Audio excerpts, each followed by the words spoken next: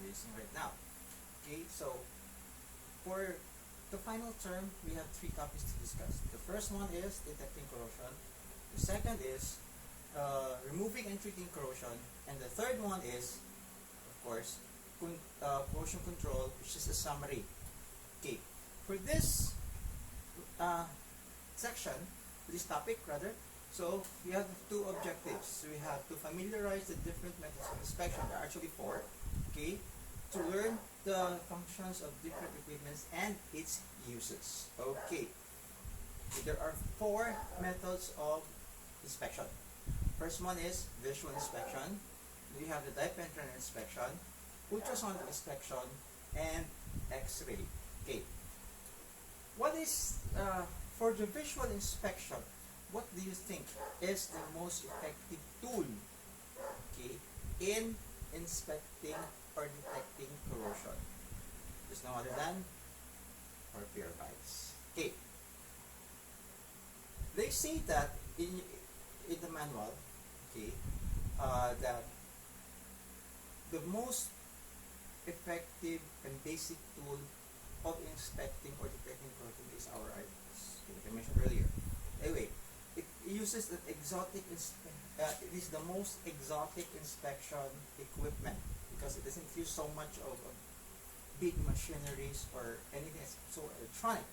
Okay, so it makes the work of the A&P more efficient because it uses an old-fashioned eyeball. Okay, the corrosion appears as a white or gray powder. Like we already discussed that earlier in our first section. Okay, and you can also, if it's not so clear to you, you can use either a magnifying glass, mirrors, borescopes, fiber optics, and other tools. Okay, for the mirrors, borescopes, fiber optics, it is actually often used to those areas which are hard to reach, or what we call the inaccessible areas, like we discussed under the third section, use locations for corrosion, third or fourth for that. Or it's just before this. Okay? Okay. However, there are limitations to that. Okay? Like in our section 1, we discussed that there are types of corrosion that we cannot see on the surface, but it is rather inside, just like our tooth. And sometimes may bunga lang ta, manong kasakit na ato ang ngipon, kumang bangag, but actually it's deep inside. You see it on the surface, pero inside, it's just already hold. The same thing that happens with corrosion. Anyway, if the visual inspection does not work because of the limitations, okay, then we can use the dipenetrant inspection.